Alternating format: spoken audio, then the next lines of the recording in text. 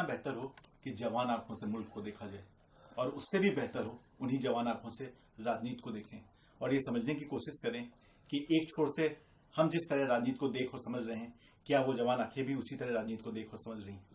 जी हाँ, मैं बात कर रहा हूँ भारतीय राजनीति में युवाओं के प्रवेश को लेकर। और याद रखिए, संघर्ष की कहानियां भी उन्हीं की सुनी जाती हैं जो सफल होते हैं। आज हमारे शो में मेहमान है ऐसी सफलता को पायदान को छूने वाले और गौराठा विधानसभा से विधायक श्री दीप नारायण जी।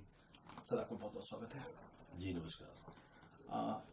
विधायक जी, किस मुद्दे पे चुनाव लड़ रही है समाजवादी पार्टी और क्या गोल लेके लड़ रही है? देखिए, मुद्दा तो हमेशा से राजनीति में आज जो पूरे हिंदुस्तान में खड़ा है कि किसान की बदहाल हालत है, गांव को विकास की तरफ नहीं ले जा पाए हैं। मैं कह सकता हूं कि अगर खुशहाली का रास्ता कहीं से गुजरता है हिंदुस्तान का, तो वो गांव से गुजरता है। तो मुद्दा कल भी गांव था, आज भी गांव है, किसान था और खेती से जुड़े लोग थे। मैं कह सकता हूं कि जो ये देश है, जिसको हम इस देश की पहचान गांव है, ये गांव का देश कहलाता है। किसानों की संख्या 80% है, गांव के रहने वाले लोगों की संख्या 80% है। मैं कह सकता हूं आजादी के बाद उनके हित के लिए कार्य नहीं हो सका, गांव के विकास के लिए कोई ठीक रणनीति नहीं बन सकी। इसलिए मुद्दा तो आज भी गांव और किसान है। मैं कह सकता हूं कि जहां समाजवादी सरकार की बात है, तो एक नौजवान मुख्यमंत्री ने पहली बार ऐसी कोशिश की कि हम उस वर्ग को छुएं जिस वर्ग को सहारा देने की जरूरत है, उस इलाकों को चुने जहां पर विकास छूट, जिनके साथ बेइंसाफी हुई है। तो मैं कह सकता हूं कि जिस रास्ते पर अखिलेश जी इस समाजवादी आंदोलन की को ले गए हैं, उस दृष्टि से मैं कह सकता हूं कि अब राजनीति ठीक जगह से गुजर रही है और मुझे विश्वास है कि जल्दी बदलाव समाज में नजर आएगा आपको। विधायक जी, आपने गांव की बात की, तो जाहिर सी बात है आप बुंदेलखंड से ताल्लुक रखते हैं, तो बुंदेलखंड की भी बात करेंगे। तो अगर बुंदेलखंड के परिप्रेक्ष्य में देखा जाए तो समाजवादी पार्टी ने क्या किया? मैं कह सकता हूं बुंदेलखंड के लिए जो समाजवादी पार्टी की इन 5 सालों की सरकार ने किया, वो तो पिछले 50 साल में सबने मिलकर नहीं किया। अगर हम बात करें कि बुंदेलखंड की सबसे बड़ी मांग क्या है, तो वहां की सबसे पहली मांग है पानी। क्योंकि आप अक्सर देखते होंगे, दुनिया की चर्चा का विषय बनता है, सूखे से पीड़ित बुंदेलखंड बदहाली कगार पर पहुंच गया, बर्बादी कगार पर खड़ा है। आज पिछले 50 सालों की हिस्ट्री को देखेंगे तो हर 3-4 साल में जबरदस्त सूखा पड़ा, जिसके कारण आज बर्बादी की स्थिति बन गई। जहां इंतजाम का सवाल अगर हम बात करें, तो इंतजाम के तौर पर में पहली बार ऐसी कोई सरकार बनी जिसने बांधों पर काम किया। और आज उत्तर प्रदेश में अगर हम बड़े बांधों की बात करेंगे, तो जहां हमारी विधानसभा में इरिश में एक बड़ा बांध जुझारपुरा में बन रहा है, वहीं लहचूरा बांध भी बनाया। और पूरे बुंदेलखंड की अगर हम बात करेंगे, तो पानी पर लगभग 14-15 बांधों पर अखिलेश यादव जी की सरकार ने काम किया है। जो काम पिछले 50-25 साल में सब मिलकर नहीं कर पाए थे, वो काम उन्होंने इन 5 सालों में किया। मैं कह सकता हूं पानी का अच्छा इंतजाम किया। फिर सबसे दूसरा रास्ता तरक्की का निकलता है सड़कों से। तो हम सड़कों की अगर बात करेंगे, तो बहुत सारा वो बजट, जहां जो सड़कें थी, जिस तरह से बुंदेलखंड की को नजरिए से देखते थे लोग, इंटीरियर इलाका, जंगल का इलाका, वहां सड़कों पहुंचाने की कोशिश की गई। बहुत सारा बजट उस पर खर्च किया गया। अगर हम बिजली की बात करें, तो हम बिजली के प्रबंध की बात करें, तो सोलर प्लांट पे बहुत बड़ा काम हुआ। मैं कह सकता हूं इंडिया में कम जगह काम हुआ। बुंदेलखंड में कोई ऐसा जनपद नहीं है जहां सोलर प्रोजेक्ट ना लगाए गए हों। अगर हम स्वास्थ्य की बात करें, तो वहां स्वास्थ्य पर भी जबरदस्त काम हुआ। उन्होंने 500 बेड का अस्पताल दिया।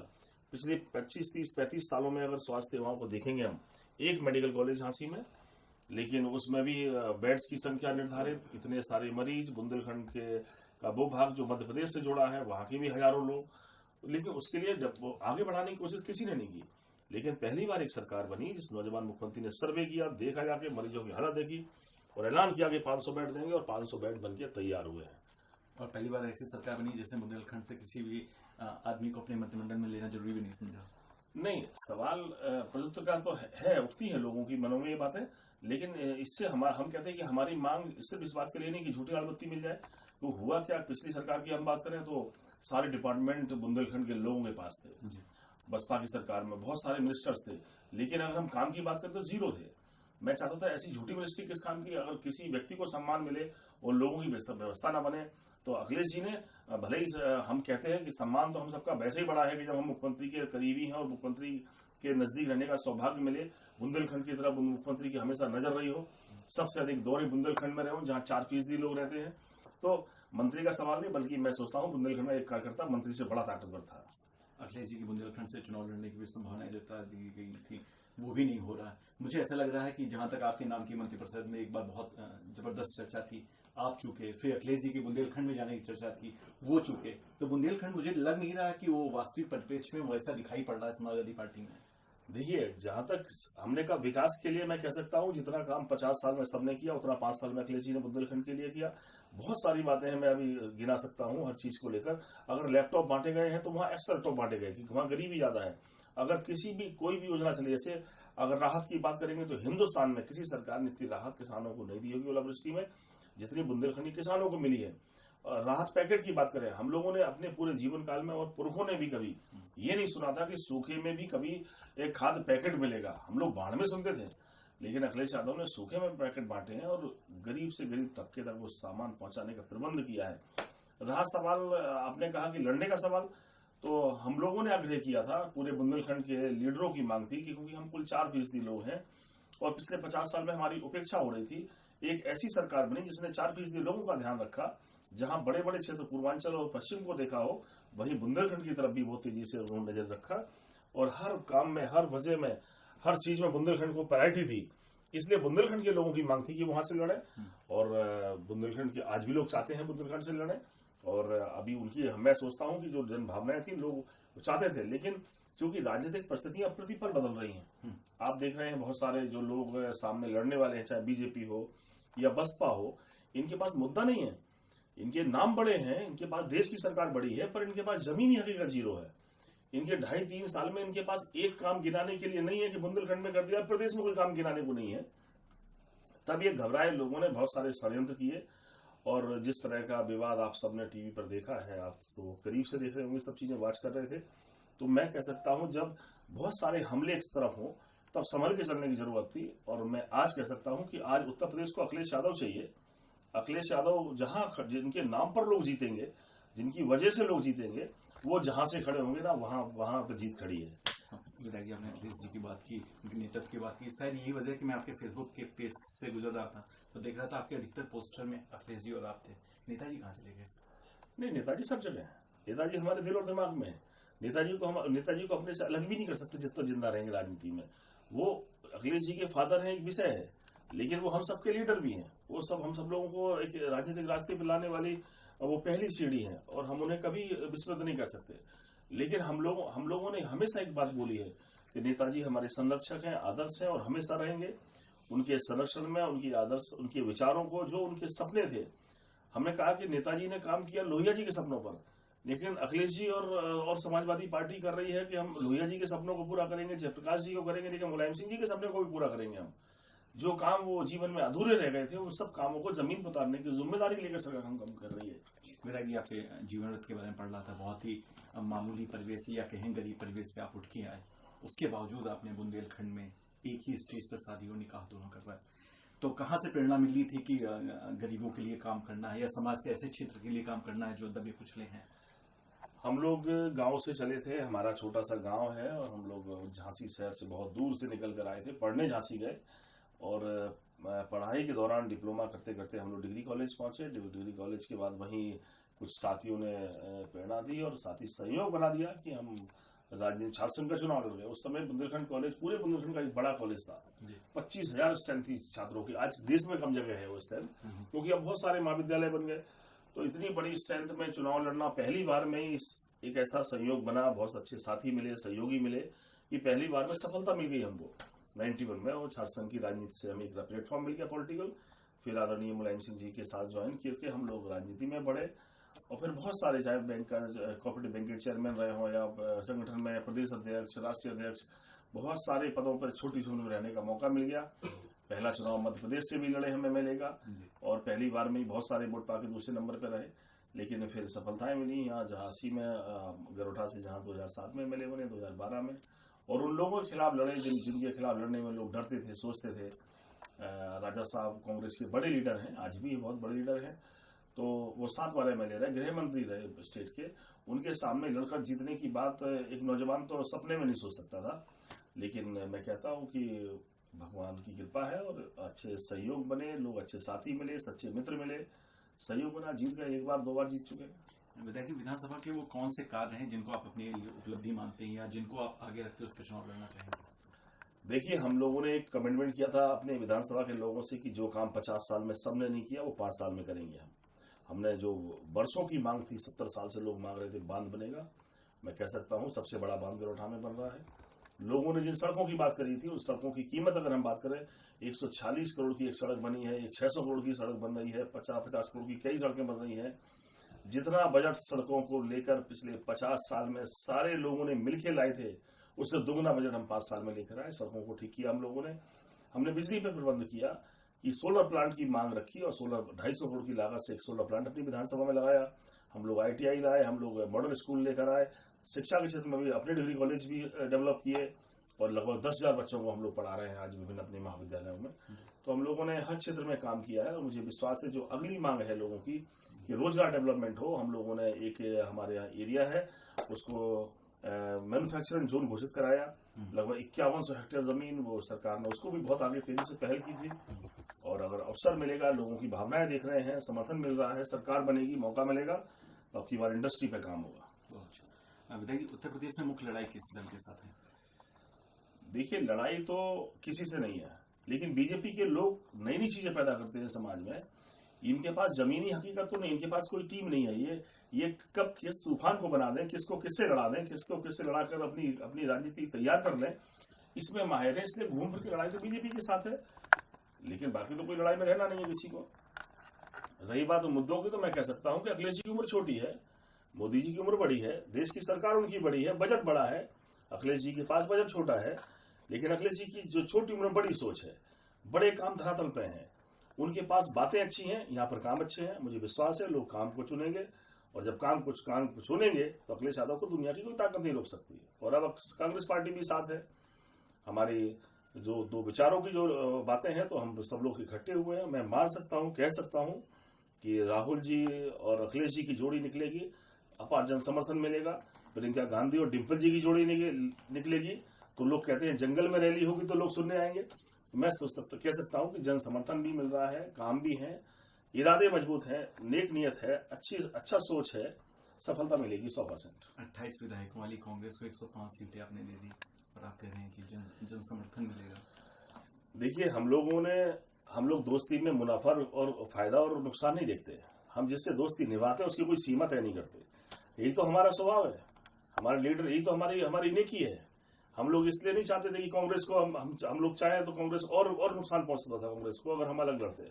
लेकिन हम लोग जिसको साथ देने की कोशिश करते हैं उसके लिए दिल खोल के करते हैं और ये सोच के करते हैं कि वो हमारा साथी है। और मैं कह सकता हूं कि अखिलेश जी, हमने कहा ना, अखिलेश जी उम्र में छोटे हो सकते हैं लेकिन फैसले बहुत बड़े लेते हैं और उनका जो तरीका है काम करने का वो अनोखा है। हिंदुस्तान की राजनीति में वो एक ऐसा चेहरा है जिसको लोग आज से कहते हैं कि देश का अगला प्रधानमंत्री ये है। ये मुख्यमंत्री छोटा पद है उसके लिए, जिस तरह की सोच और विजन उनका है। हाईवे बनाते हैं तो झट पे उतरता है वहां, मेट्रो बनाते हैं 2 साल में तैयार, बांध 10 साल से पहले कोई नहीं बना देश का, वो 2 साल में बांध बन रहे हैं।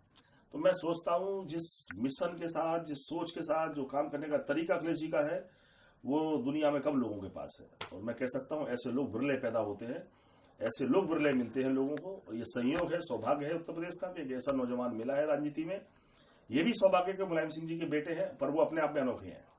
अपने अनोखे हैं, जैसे कि मुख्तार अंसारी, अतीक अहमद साहब अपराधी हैं, लेकिन राजा भैया वैसे हैं, ये लोग अपराधी नहीं। देखिए, जो सवाल आपने कहा, सबकी अलग अलग तरह की लड़ाइयां हैं। एक तरफ स्वाभिमान की लड़ाई है, एक तरफ अपराध की लड़ाई है। तो मैं कह सकता हूं कि राजा भैया की तुलना जिनसे आप कर रहे हैं उनसे नहीं हो सकती। राजा भैया की लड़ाई स्वाभिमान की लड़ाई थी, अगर कोई थी, वैसे आज कोई लड़ाई नहीं है। और उनकी क्या लड़ाई है, वो लड़ाई आप सबको पता है। तो इस तरह की बातों को तो आपको देखना पड़ेगा ना। हम तो ये कहते हैं, आज भी हमें नजरिया बनाना पड़ेगा कि एक तरफ कौन किसके लिए लड़ रहा है। तो जो अपराधी थे वो छू नहीं सकते समाजवादी पार्टी को। अखिलेश जी ने ये तय कर रखा था कि नुकसान कितना हो जाए, सरकार बने चाहे ना बने, पर हम ऐसी चीजों को एक्सेप्ट नहीं करेंगे। और उसको उन्होंने जमीन पर उतारा। आज चुनाव के दौरान तो दुनिया के लोग समझौता करते हैं। जो पार्टी बड़े बीजेपी आदर्शवादी बन रही थी, बसपा बड़ी बड़ी बातें कर रही थी, जैसे ही सत्ता दिखाई पड़ती है तो सब ईमान बदल जाता लोगों का। लेकिन अखिलेश जी सत्ता की चिंता नहीं करते। वो कहते जो विजन है, जो सोचा है, जो लोगों ने माना है, जिसको जो कर अच्छा है वो ही करेंगे हम, सरकार बने ना बने। ऐसे हमारा एक सिद्धांत है भाई। लोग किसी से समझौता कर सकते हैं, बसपा सुबह बीजेपी समझौता करेगी, हम लोग जानते हैं। लेकिन अखिलेश जी राजनीति में रहे ना रहे, सरकार बने ना बने, लेकिन बीजेपी समझौता नहीं हो सकता हमारा। सिद्धांतन इस तरह की सोच के व्यक्ति हैं तो वो इरादे से मजबूत हैं। उनका गुणा भाग लगाने में विश्वास नहीं है, बल्कि नेक इरादे में विश्वास है, नेकी में विश्वास है। सब पसंद करेंगे, 100% बनेगी सरकार। विधायक जी, मैं बड़ी उम्र के नेताओं के साथ बात करता हूं तो मैं बिजली, पानी, सड़क पे बात करता हूं, लेकिन जब आप जैसे यंग लीडर मिलते हैं तो मैं पूछना चाहता हूं कि एक बहुत सा रॉ टैलेंट है बुंदेलखंड की धरती में, जो स्पोर्ट्स के बच्चे हैं, उनके बहुत ही अच्छे हैं। कुछ आप रोड मैप है आपको स्टेडियम को लेके या उनके खेल को लेके कुछ? वो भी किया, वही तो हम कहते हैं कि अखिलेश जी ने तो जमीनी ऐसे बच्चे का इंतजाम ड्रेस का किया और पेंशन की योजना हमारी घर की बुजुर्ग माँ के लिए भी बनाई। कोई किसी को छोड़े ही नहीं बीच में। कन्या विद्याधन हमारी किसान की बेटियों के लिए, परिवार की लड़कियों के लिए, धारणा मिटाने के लिए कि बेटी पराया धन नहीं बल्कि धरोहर है देश की, ये सोचकर फीस माफ की, वजीफा दिया, कन्या विद्याधन 1200 करोड़ रुपए किसानों की बेटियों को दे दिए, जो हिंदुस्तान की पॉलिटिक्स में सब मिलकर नहीं दे पाए। 17 लाख लैपटॉप बांटे, जो दुनिया में नहीं कर पाया कोई। वहीं स्पोर्ट्स के लिए उन्होंने कहा कि पहली बार जैसे स्पोर्ट्स उनके सामने शुरू हुए, उन्होंने कहा ओलंपिक जीतेगा 5 करोड़ देंगे। इतनी धनराशि देश में कोई देने को तैयार नहीं था। स्पोर्ट्समैन बनता क्यों? क्योंकि पूरा जीवन लगाते स्पोर्ट्स के इनाम के तौर पर कुछ मिलता नहीं, प्लेटफॉर्म है नहीं। अखिलेश जी ने प्लेटफॉर्म तैयार किए। मेजर ध्यानचंद बुंदेलखंड से निकल कर गए और कहते हैं दुनिया में बहुत से खिलाड़ी पैदा हुए, लेकिन मेजर ध्यानचंद का आज भी बराबरी कोई नहीं कर पा रहा दुनिया वर्ल्ड में। तो एक ऐसी तरह अकेले मेजर ध्यानचंद की हम कहते हैं ये भूमि नहीं, बल्कि ऐसे और लोगों की भी भूमि बनी। कई लोग हैं, हॉकी खिलाड़ी खांडेकर, सुबोध खांडेकर इंडिया खेल रहे हैं, हमारा खांडेकर की नेहा खांडेकर भी खेली, अशोक मेजर ध्यानचंद के 5 बेटे जो है हॉकी की टीम में खेले, इंडिया में खेले। तो झांसी तो अब्दुल अजीज जमशेद इंडिया की टीम में गए झांसी से निकलकर। तो इतने सारे खिलाड़ी पैदा करने वाली भूमि, मैंने कहा बुंदेलखंड पथरीली जमीन जरूर है, लेकिन पत्थरों में हीरे पाए जाते हैं। और बहुत सारे मौकों पर यह साबित भी किया हम लोगों ने कि हमारे इस जमीन पर पैदा करने वाले लोग दुनिया के लिए अनोखे हैं। और उन्होंने उसको भी पूरा किया। आज अगर स्टेडियम झांसी का आप देखेंगे तो जैसा स्टेडियम देश में कम जगह है, ऐसा झांसी में भी एस्ट्रोटर्फ तैयार कराई गई। अखिलेश जी के जमाने में एक शानदार स्टेडियम बनाया है, बच्चों को प्रशिक्षण मिल रहा है और बहुत जल्दी उसका रिजल्ट भी लोगों के सामने आएंगे। विधायक जी, बुंदेलखंड का पूरा इलाका बहादुरी का इलाका है, वीरता का इलाका है, जो वहाँ की मिट्टी है, जो वहाँ की पानी है, तो क्या सोच रख के इस बार विधानसभा चुनाव में जा रहे हैं? या अगर मैं पूछूं वो पहली से 3 कौन चीजें होंगे जिन पे आप चाहेंगे कि इस बात पे आपको लोग वोट करें? बुंदेलों के बारे में एक कहावतें कही जाती है कि बुंदेलों की सुनो कहानी, बुंदेलों की वाणी में, पानीदार यहाँ का पानी, आग यहाँ के पानी में। वहां के पानी में आग है और वहां की वीरता की हजारों घटनाएं हैं। झांसी की रानी छोटी सी रियासत की मालिक थी, लेकिन जब अंग्रेजों की बड़ी सेना जिसके सामने बड़े बड़े राजा महाराजा सरेंडर कर रहे हो, उस जमाने में वो झांसी की रानी तय करती है कि जान दे देंगे पर झांसी नहीं देंगे। झांसी जुनूनी लोगों की है, बुंदेलखंड जुनूनी लोगों को पैदा करने वाली धरती है। बहुत सारे मौकों पर बहुत सारे इतिहास की ऐसी बातें हैं जिसको आप अगर दुनिया के कभी क्रांति के इतिहास को पढ़ेंगे या किसी भी वीरता के इतिहास की बात होगी तो बुंदेलखंड को नहीं छोड़ सकते। अलाउद्दीन की कहानी, 1 मारे 2 मर जाए, 300 देख देख मर जाए, ऐसे ऐसे लोग पैदा किए उस धरती ने। मैंने कहा कि वक्त के साथ उपेक्षा हुई और हम लोग बर्बादी के शिकार हुए। मुझे एक सौभाग्य और भी मिला कि इस उम्र में मेरे पास, मैं कह सकता हूँ राजनीति में मुझसे बहुत लोग आगे हैं, लेकिन मेरे पास 1000 बहनें हैं। 900 बहनों का कन्यादान इस उम्र में हुआ, 100 बहनों की निकाह का गवाह बनने का सौभाग्य भी मिला। राजनीति के साथ साथ हम लोगों ने सामाजिकता लाई। मुझे ये भी सौभाग्य मिला कि मेरे हर फंक्शन में कभी आदरणीय मुलायम सिंह जी, कभी अखिलेश जी, और ये भी सौभाग्य मिला कि अखिलेश जी सब परिवार उन गरीब किसानों मजदूरों की बेटियों की शादी में पहुंचे और लोगों ने ये महसूस किया कि अगर वो कभी अपने जीवन में बड़े बड़े लोग सोचते थे कि वो हमारे यहाँ आएंगे, एक मजदूर किसानों की बेटियों की शादी में ये दोनों लोग मिलकर गए। लोगों से मोहब्बत करते हैं, लोग भी इनसे मोहब्बत करते हैं। और मैं कह सकता हूं कि इस काम की वजह से मुझे मन में महसूस होता है कि भगवान ने मुझे बहुत बड़ा एक परिवार और भी दिया जिसकी जिम्मेदारी निभाने का सौभाग्य मुझे मिला। हम लोग रक्षाबंधन के दिन भी अपनी सभी बहनों को बुलाते हैं। लोगों के हाथ पे 2-4 राखियां बनती हैं, पर ईश्वर ने मुझे परिवार दिया जिससे 1000 बहनों की राखी बांधने का सौभाग्य मिलता है, बंधाने का सौभाग्य मिलता है। और मैं कहता हूं कि उनकी सबकी दुआओं की वजह से ही हम लोग राजनीति में यहाँ तक पहुंचे हैं। बहुत बेहतरीन। लेकिन मैं कह सकता हूं जिस तरह से सहयोग मिल रहा है सरकार का, अखिलेश जी की जो सोच है, आज पूरे प्रदेश में 2 सैनिक स्कूल बन रहे हैं। अगर एक कहीं पश्चिम में बन रहा है तो एक बुंदेलखंड में बन रहा है। तो मैं हर चीज में मेरिट की, उन्होंने हर चीज में कोशिश की बुंदेलखंड को आगे बढ़ाने की। स्वास्थ्य की दिशा में कोई प्रयास? स्वास्थ्य जबरदस्त। देखिए मेडिकल कॉलेज, जहां मेडिकल कॉलेज आपका झांसी मेडिकल 500 बेड बढ़ाए, एक शानदार स्पेशल फैसिलिटीज खोली, दूसरा उरई में मेडिकल कॉलेज, जालौन में खोला, बांदा मेडिकल कॉलेज को चालू कराया। अलग से बदला है स्वास्थ्य सेवाओं के लिए, जितनी योजनाएं बनाई हैं गरीब के लिए। पहले एम्बुलेंस सेवा, गरीब की जान बचाएंगी, बिना पैसे के फोन लगाओ, हजारों लोगों की जानें बची, लाखों के आंकड़े हैं 5 साल में। एक्सीडेंट पे लोग पड़े, वो उठाने वाला नहीं होता था, एक फोन लगाया तत्काल एम्बुलेंस सेवा पहुंची, जान बच गई। गांव में गरीब आदमी बुखार से पता लगा बड़ी बीमारी बन गई, आज एक फोन में उसकी जान बची है। तो स्वास्थ्य पर बहुत, फिर दवाई का पर्चा 1 रुपए किया, दवाइयों का इंतजाम किया, विधायक निधि का प्रावधान किया। पूरे इंडिया में, पूरे भारत में सिर्फ ये व्यवस्था उत्तर प्रदेश की सरकार ने बनाई, बजट लाए, तो व्यवस्था लाए और ये नियम बनाया, कानून पे बनाया विधानसभा के अंदर कि विधायक अपनी विधायक निधि से भी किसी भी गरीब आदमी को 25 लाख रुपए तक की सहायता कर सकता है। शिक्षा क्षेत्र में क्या कहा? शिक्षा के क्षेत्र में भी अल्टीमेट सब काम। सबसे पहले उन्होंने कहा कि हमारी प्राइमरी एजुकेशन ही खराब है, क्योंकि टैलेंट सबसे पहले शुरुआत प्राइमरी एजुकेशन ठीक कैसे करें। सबसे पहले उनके कॉलेजेस ठीक, पहले विद्यालय ठीक किए, फिर उन्होंने फीस माफ की, फिर सब ड्रेस का इंतजाम किया। उन्होंने कहा कि गरीबी कारण फटे कपड़े पहने हैं लोग, कुछ लोगों को ड्रेस मिल रही है जो पुराने जमाने की व्यवस्था 70 साल की, कि आधे लोग, कुल 60 लाख बच्चों को ड्रेस इस यूपी में मिल रही थी अगले सालों को पहले, आज 2 करोड़ बच्चे ड्रेस पा रहे हैं। ये फर्क है। उन्होंने फीस माफ की लड़कियों की, कि किसानों की बेटियां पढ़ ले रही हैं, महंगी पढ़ाई है, व्यवस्था फीस माफ करेंगे, वजीफा भी देंगे, और इंटर पास करोगी तो कन्या विद्याधन भी देंगे। 1200 करोड़ रुपए किसानों की बेटियों को दिए गए।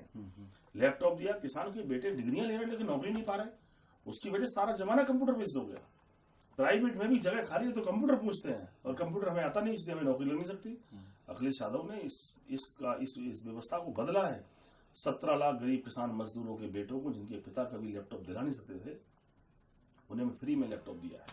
और मैं कह सकता हूं आने वाला उत्तर प्रदेश के नौजवान किसान मजदूरों के बेटे, इस प्रदेश के लोग देश को बदलने का काम करेंगे, वो उसका उपयोग करके, जानकारी करके, क्योंकि कंप्यूटर, लैपटॉप, इंटरनेट जो दुनिया की जानकारी का पल भर का सोर्स है। एक तरफ किसानों के बेटे किताबें पलटते रहे हैं और कुछ लोग साधनों का इस्तेमाल करके सारी परीक्षाएं पास करते हैं, तो बेइंसाफी है। सिस्टम देना पड़ेगा अगर है नहीं तो, और वो सिस्टम अडॉप्ट कराया अखिलेश यादव ने। विधायक जी, हम लोग की इंटरनेट पे एक बड़ी यूथ फॉलोइंग है और हमारी रिसर्च टीम ने बताया कि आप बहुत बेहतरीन काम कर रहे हैं, तो हमारे युवा दर्शकों के लिए कोई भी संदेश देना चाहें तो? बस मैं तो यही निवेदन करूंगा कि ये देश तुम्हारा है, इस देश को आगे बढ़ाने की जिम्मेदारी आपके हाथों में है। क्योंकि अगर आप चुनौती किसी की सामने देखते हो तो दुनिया के वो देश हैं जो हमसे आबादी में बहुत छोटे हैं पर हम लोगों से बहुत आगे हैं। तो अगर हिंदुस्तान को सबसे ऊपर ले जाना है तो हम सबके मन में भाव ये होना है कि हमें जीना सिर्फ अपने लिए नहीं है, बल्कि इस देश को दुनिया के सबसे ऊपर ले जाना है। और मैं सोचता हूं कि अगर इस धारणा को बनाने में हम कामयाब हो गए, हमारे इस भूमि में पैदा होने वाले लोगों के टैलेंट की कमी नहीं है। अगर दुनिया के वैज्ञानिकों की सूची हम निकालते हैं तो सबसे पहले गांव गरीब किसानों के वो मजदूरों के बेटे निकल कर पहुंचते हैं जिनके पास साधन नहीं थे। अगर साधन व्यवस्था बनाने वाले लोग साधन दे दें, अच्छे कॉलेजेस मिल जाए, अच्छा सिस्टम मिल जाए, तो मैं कह सकता हूं कि वो दिन दूर नहीं होगा जब हिंदुस्तान दुनिया के सरताज बनेगा, दुनिया का सबसे अच्छा देश होगा, प्रगतिशील देश होगा, और हिंदुस्तान से गरीबी हटेगी और हम हिंदुस्तान को एक ऐसे देश के रूप में देखेंगे जो दुनिया का सबसे ऊंचा और सबसे नंबर 1 प्रदेश होगा। विधायक जी, एक पुराना शेर है कि मिटा दे खुद की हस्ती को अगर कुछ मर्तबा चाहे, कि दाना खाक में मिलकर गुले गुलजार होता है। आपसे पहली बार का ये संवाद था, मुझे लग रहा है बहुत अच्छा काम कर रहे हैं। उम्मीद करते हैं जब हम अगली बार मिलेंगे तो आप और अपने कामों के लिए इसके साथ में मिलेंगे और यूं ही प्रेरित करते रहेंगे। आप सभी लोग हम लोग फेसबुक पे देख रहे हैं, बहुत बहुत